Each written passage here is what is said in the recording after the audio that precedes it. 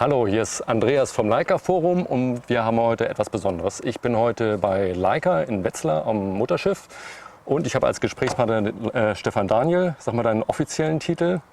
Ja, ich bin der Bereichsleiter der Produktdivision Foto, so nennt sich das. Okay, beeindruckender Titel und wir haben eine tolle neue Kamera. Von außen erstmal nicht zu unterscheiden von einer Leica M10, aber das Innenleben ist besonders. Das kann man sagen, auf jeden Fall. Das ist die neue Leica M10R. Eine Kamera mit einem neu entwickelten Sensor. Der hat fast 41 Megapixel und ist also von Grund auf neu entwickelt worden und ist unser neues Flaggschiff im M-System. Okay, das heißt, die Leica-Familie ist jetzt noch größer geworden. Wir haben jetzt insgesamt 4 Kameras im Leica M10-System oder in der Leica M10-Familie.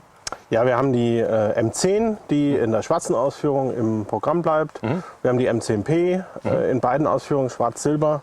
Die M10 Monochrom, Ja. die einen ähnlichen Sensor hat wie okay. die neue M10R. Und eben die M10D. Okay, du hast gerade gesagt, neuer Sensor, also ähnlich wie die Leica M10 Monochrom, also 40, fast 41 Megapixel Auflösung. Was ist das Besondere jetzt an diesem Sensor? Das ist natürlich ein Farbsensor. Die Pixelarchitektur ähnelt der M10 Monochrom, allerdings mit dem normalen Bayer-Pattern. Okay. Und es sind verschiedene Maßnahmen getroffen worden, um wirklich, obwohl sie mehr Pixel hat, 70% mehr, gegenüber einer 24 Megapixel Kamera nicht wirklich im Rauschen, in der Dynamik abzufallen, sondern unser Ziel war, das sogar noch mal zu steigern, also dass wir die Auflösung steigern, aber auch Dynamikumfang und ISO mindestens gleich halten. Wir sind sogar ein bisschen besser. Okay. Und insofern Um das in Zahlen, ISO nativ ISO nativ 100 bis und hoch zu 50.000. 50.000, okay. Ja. Ja. Auf den ersten Blick ist ja fast nicht von der klassischen Leica M10 zu unterscheiden. Was hat sie denn jetzt von welchem Leica M10 Modell geerbt? Also sie hat erstmal den neuen Sensor.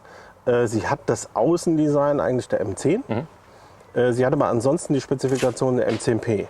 Das heißt, den besonders leisen Verschluss, der ja mit der M10P das erste Mal eingeführt wurde, und auch das Touch-Display. Was vor allem wichtig ist, um einfach mal schnell reinzoomen können. Mit Das ist ganz praktisch. Das ist nicht unverzichtbar, aber es ist eigentlich schon ein schönes Feature, weil man es ja heute überall auch gewöhnt ist. Also wenn ich auf der Straße jemanden sehe mit einer M10, ich erkenne nicht auf den ersten Blick, dass er eine M10R jetzt in der Hand hat, sondern da muss ich schon nah ran. Da muss man ganz genau hinschauen. Das steht also ausschließlich hier oben auf dem Zubehörschuh, dass es eine M10R ist. Ja, so ein bisschen den Pelz auch nach innen tragen. Ja. 40 Megapixel ist ja eine Wahnsinnsauflösung. Zwei Fragen dazu. Erstens, schaffen die Objektive das? Und zweitens, schafft der Messsucher, beziehungsweise schaffen wir das mit dem Messsucher auch so scharf zu stellen, dass wir da die Auflösung ausnutzen? Also die Antwort lautet zweimal ja. Okay, gut. Ja, Hier Schluss. Zweimal ja. Okay. Nee, es ist natürlich so, dass ältere Objektive, gerade bei voller Öffnung, nicht ganz diese Auflösung bieten, wie das modernere Designs tun. Aber wir haben es wirklich intensiv ausprobiert. Es macht also aber auch einen Riesenspaß, mit einem Summikron aus den 50er Jahren an der Kamera zu fotografieren, weil der Charakter dieser Objektive im Grunde auch mit dieser Kamera noch mal stärker rauskommt. Und wenn ich ein bisschen abblende, es reicht bei den allermeisten Objektiven völlig aus, dann habe ich da auch ein richtig knackiges Bild. Also ich hatte selber kürzlich die Gelegenheit, mal mit einem Noctilux 1,2 zu fotografieren. Ja. Dem ganz alten von 1966. Ja. Und das ist schon soft bei voller Öffnung. Klar, ja. Was seinen Charme hat. Aber wenn ich glaube, ich habe 4 oder 5, 6 und dann haut das richtig rein. Also dann kriegt man auch wirklich die volle Leistung rüber. Okay. Ja. Vielleicht nicht in den in den Bildecken, aber die Objektive, um auf deine Frage zurückzukommen, sind hundertprozentig nutzbar mit der M10. Und ist ja immer der Anspruch da, Leica-Kammern sind konstruiert, um bei Offenblende damit zu fotografieren, dann besser zu aktuellen Objektiven greifen. Das hängt immer von dem ab, wie ich was ich ausdrücken will in den Bildern. Ja. Wenn ich jetzt das schärfste, neutralste, kontrastreichste Bild machen will, dann bin ich mit neueren Objektiven am besten beraten. Und wenn meine Bilder ein bisschen so einen leichten Retro-Charme haben sollen, dann ist so ein Objektiv, was 20, 40 Jahre alt ist Ja. oder noch älter, auch eine absolut gangbare Alternative. Ja. Zweiter Teil meiner Frage gerade, es gab ja, irgendjemand hat mal ausgerechnet, mit dem Messsucher kann man eigentlich solche Auflösungen gar nicht mehr scharf stellen. Ja, Hummeln können auch nicht fliegen, das hat Ja. Ihnen nur noch keiner gesagt. In der Praxis ist es so, dass man sehr, sehr gut damit auch die höhere Auflösung bewältigen kann. Eigentlich war ich erstaunt, dass es so gut geht. Ja. Das liegt aber vor allen Dingen daran, dass wir, als wir die M10 entwickelt haben, die ja 2017 auf den Markt gekommen ist, den Messsucher nochmal grundlegend angefasst haben. Der sieht zwar auf den ersten Blick sehr ähnlich aus, aber da ist sehr viel in Detailabstimmung, in Materialien, in Toleranzeinengungen passiert, sodass ein M10-Messsucher völlig in der Lage ist, auch ein geübtes Auge vorausgesetzt, Ja. dann mit der Kamera auch ordentlich zu fokussieren. Alles klar, also die Praxis sagt, es geht. Es geht, ja. Okay. ja. Kommen wir noch mal ganz kurz auf den Sensor zurück. Der ist ja ein bisschen speziell. Das hast du vorhin mir schon mal erklärt. Versuchen wir es nochmal zu erklären. Der Schichtenaufbau des Sensors hat sich verändert. Also zum einen war es so, wir mussten natürlich hergehen und die aktive Fläche gegenüber der inaktiven Fläche. Also inaktive Fläche ist immer da, wo Leiterbahnen sind, wo die Elektronik sich befindet, damit die Photonen auch den Weg in den Prozessor finden. Und dieses Verhältnis zwischen aktiv und inaktiv, wenn wir das so gelassen hätten und einfach nur die Pixel kleiner gemacht hätten, dann wäre der Sensor in der ISO-Performance deutlich zurückgegangen, weil eben die aktive Fläche hätte mehr gerauscht. Ja. Und deshalb ist sehr viel Aufwand in die Erhöhung der aktiven Fläche gegangen. Ja. Das ist das eine. Das andere ist, dass so ein Pixel auch nie wirklich symmetrisch ist. Aha, okay. Und deshalb in verschiedenen Einfallswinkeln auch da verschieden viel Licht, so habe ich mir das sagen können, ich bin ja kein Entwickler, auf den Sensor fällt. Und wir haben jetzt den Vorteil, dass das Pixel-Design symmetrischer ist. Dann haben wir an sich, das Pixel kann 10% mehr Photonen aufnehmen.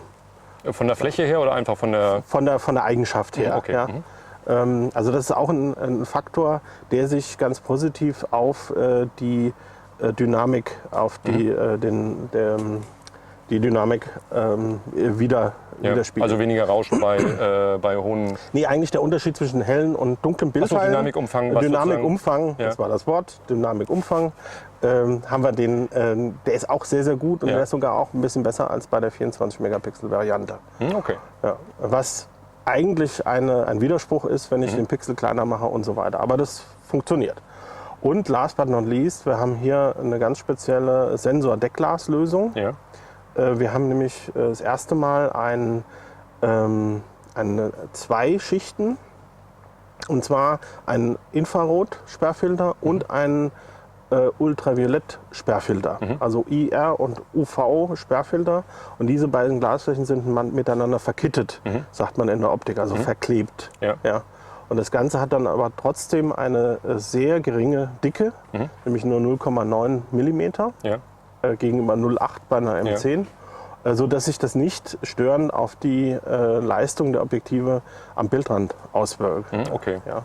Und Also weil je dicker so eine Glasplatte dazwischen ist, bei schräg einfallenden Strahlen, gäbe es dann immer Verschiebungen, die ist unerwünscht genauso, als wenn man in ein Wasserglas hineinguckt, das, was sich dahinter befindet, ist auch nicht an der Stelle. Nur ich sehe es durch das Wasserglas anders. Okay. Und das ist natürlich eine unerwünschte Refraktion oder Lichtbrechung. Ja. Und die können wir nur minimieren, indem das Sensordeckglas relativ dünn ausgeführt ist. Genau. Und das haben wir damit auch erreicht. Und mit dieser